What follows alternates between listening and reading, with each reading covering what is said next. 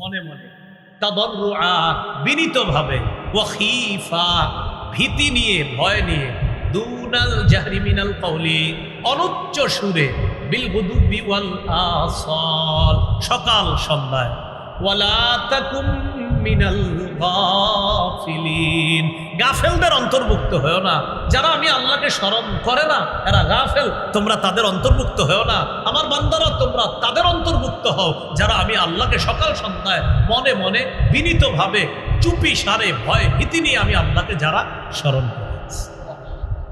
তাহলে আল্লাহর জিকির বেশি বেশি করা, কি বলেন? এটা প্রকাশ্যে তো আমরা মাঝে মাঝে করি, গোপনেও বেশি বেশি জিকির করা। বলেন, গোপনে বেশি বেশি কি করা? জিকির করা। আল্লাহ তৌফিক দান করেন। করব তো সবাই জিকির ইনশাআল্লাহ। 5 নম্বর তো একটা হলো প্রকাশ্যে কোরআন তেলাওয়াত, হেফজখানায় শিক্ষা চলতেছে। তো আবার মাঝে মাঝে গোপনে করবেন। কিভাবে করবেন? বাসায় আছেন, রাত্রে 12টার পরে 1টার পরে সবাই ঘুমায় গেছে, তো আপনি একটু কোরআনটা খুইলা এমনভাবে পড়বেন যেন কারো ঘুম নষ্ট, এমনভাবে পড়বেন যেন কারো ঘুম নষ্ট না হয়। শোনেন, কোরআন তেলাওয়াত এমনভাবে পড়তে হবে যেন কারো ঘুম নষ্ট না হয়। তো রাতে উঠছেন আপনি, একটু খুলেন না কোরআনটা, খুইলে আপনি একটু তেলাওয়াত করেন আর মনে মনে একটু আনেন। এখন আপনাদের মনে কথাটা দিই, দেখেন, রাত 12টা 1টার দিকে আপনি একটু কোরআন খুললেন, কোরআন খোলার পর কোরআন তেলাওয়াত করতেছেন, সারা পৃথিবী ঘুমাইতেছে, আপনি কোরআন পড়তেছেন, মানে আল্লাহর কথাগুলা ওই সময় আপনার মুখে উচ্চারণ হচ্ছে যখন আশেপাশের সবাই ঘুমায়। কোরআনের কথা কার? আল্লাহ। বলেন, কোরআনের কথা কার? আল্লাহ। একটু চিন্তা করেন তো, বিবিও ঘুমায়, সন্তান ঘুমায়, আর আপনি আপনার রবরে নিয়ে পড়ে আছেন। তো 5 নম্বর, গোপনে একটু কোরআন তেলাওয়াত করা। তিরমিজির বর্ণনা 1333 নম্বর হাদিস, 1333, 1333 কয়টা হয়? 1333। قال رسول الله صلى الله عليه وسلم আল জাহিরু বিল কুরআন কাল জাহিরি বিস সাদাকা ওয়াল মুসিররু বিল কুরআন কাল মুসিররি বিস সাদাকা। যে ব্যক্তি প্রকাশ্যে কোরআন তেলাওয়াত করে সে কেমন যেন প্রকাশ্যে সদকা করে, যে গোপনে কোরআন তেলাওয়াত করে সে কেমন যেন গোপনে দান সদকা করে। সুবহানাল্লাহ। তাহলে প্রকাশ্যে তেলাওয়াত প্রকাশ্যে সদকার মতো, গোপনে তেলাওয়াত গোপনে সদকার মতো। তেলাওয়াত করবেন ইনশাআল্লাহ। তাহলে এটা হলো 5 নম্বর, গোপনেও একটু কোরআন তেলাওয়াত করা। 6 নম্বর, গোপনে নফল নামাজ বেশি বেশি পড়া। আল্লাহ আমাদেরকে গোপনে নফল নামাজ একটু বেশি পড়ার তৌফিক দান করেন। قال رسول الله صلى الله عليه وسلم صلاة الرجل تطوعا حيث لا يراه الناس تعدل صلاته على أعين الناس 25। রাসূলুল্লাহ সাল্লাল্লাহু আলাইহি সাল্লাম বলেন, মানুষের সামনে 25 বার নফল নামাজ পড়া আর গোপনে 1 বার নফল নামাজ পড়া সমান। সুবহানাল্লাহ। হ্যাঁ, মানুষের সামনে 25 বার আর গোপনে 1 বার নফল নামাজ পড়া সমান। বুঝছেন নি সবাই?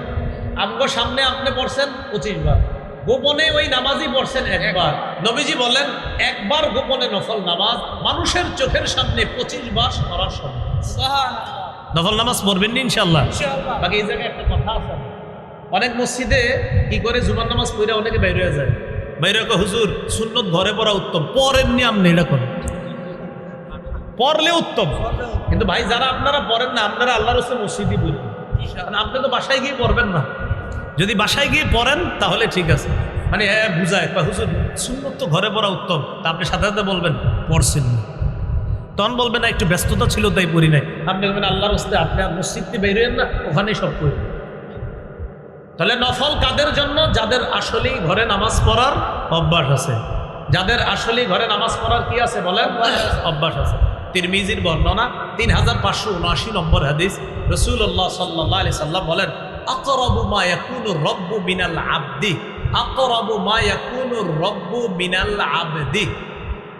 রাসূলুল্লাহ সাল্লাল্লাহু আলাইহি সাল্লাম বলেন, মানুষ যে নফল ইবাদত করে, নফল নামাজ গোপনে পড়ে, মানুষ যে নফল নামাজ গোপনে পড়ে, এর মধ্যে শেষ রাতে যদি গোপনে কেউ তাহাজ্জুদ পড়ে, ওই ব্যক্তি তাহাজ্জুদের মাধ্যমে আল্লাহর সবচেয়ে নিকটবর্তী হয়। সুবহানাল্লাহ। আমি আবার বলছি, আকরাবু মা ইয়াকুনু রাব্বু মিনাল আবদি ফি জাওফিল লাইলিল আখির। ভাই শেষ রাতে মানুষ যে তাহাজ্জুদ পড়ে, এই গোপন ইবাদতের মাধ্যমে বান্দা আল্লাহর সবচেয়ে কাছাকাছি হয়ে যায়। তখন নবীজি বলেন, ফাকুন মিম্মা ইয়াযকুরু ফি তিলকা সাআ, অতএব তুমি তাদের অন্তর্ভুক্ত হও যে ওই সময় আল্লাহকে স্মরণ করে।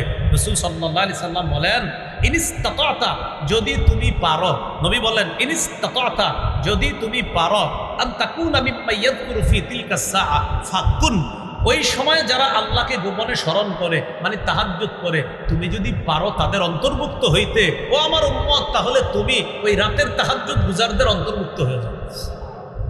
মনে থাকবে নি? বলেন সফল কয় গুণওয়ালা? 2 গুণ। ঈমান এবং নেক কাজ। নেক কাজ আবার কয় ধরনের জানলাম? 2, প্রকাশ্যে, গোপনে। গোপনে ইবাদত বাড়ানোর কয় উপায়? 1 নাম্বার কলবের ইবাদতে মনোযোগী হওয়া, 2 নাম্বার সৎ আমলের নিয়ত করা, 3 নাম্বার গোপনে আল্লাহর কাছে দোয়া করা, 4 নাম্বার গোপনে আল্লাহরে বেশি স্মরণ করা মানে জিকির করা, 5 নাম্বার গোপনে কোরআন তেলাওয়াত করা, 6 নাম্বার গোপনে নফল নামাজ পড়া। আজকে দুটুকুই থাক। আল্লাহ পাক রব্বুল আলামিন আমাদের সকলকে যে কথা, এই ভাই ইউটিউবাররা পিছে পিছে দৌড়াইবেন না, বেশ মাহফিল জেনে শেষ, আর কোথাও যাবেন না, এই চিন্তা রাখি। ওই সবাই আসেন ক্যামেরার এতগুলা, আর বাকিগুলা কই? আসেন সবাই। না, এরা এনেই আছে। আল্লাহ আমাদের সকলকে যে কথাগুলো শুনলাম বললাম আমল করার তৌফিক দান করেন। আমিন। ও আচ্ছা, আমি গাড়িতে যাইতে যাদের মিম্বরের আমানত লাগবে, মিম্বরের আমানত সংগ্রহ করে নিতে পারবেন। এই কিতাবটা যারা সংগ্রহ করবেন, পুরুষ যারা আছেন নিজেরাও সংগ্রহ করবেন, ঘরের মা বোনদেরকেও কিতাবটা দিবেন। মিম্বরের আমানত, প্রথম খণ্ডে সন্তানের 64টা অধিকার, জামাই বউ পুরোটা মুখস্থ করে ফেলবেন। প্রথম খণ্ড সন্তানের 64টা অধিকার একদম মুখস্থ করবেন। দ্বিতীয় খণ্ড শিরিক বেদাত কুফুর তাওহীদ, তৃতীয় খণ্ড হালাল হারাম, চতুর্থ খণ্ড স্বামীর 24টি অধিকার, স্ত্রীর 19টি অধিকার। যাদের লাগবে ওরা নিয়ে এসেছে গাড়িতে, ওখান থেকে আপনারা সংগ্রহ করতে পারেন। আল্লাহ আমাদের সকলকে আজকে যে কথাগুলো শুনলাম বললাম আমল করার তৌফিক দান করেন।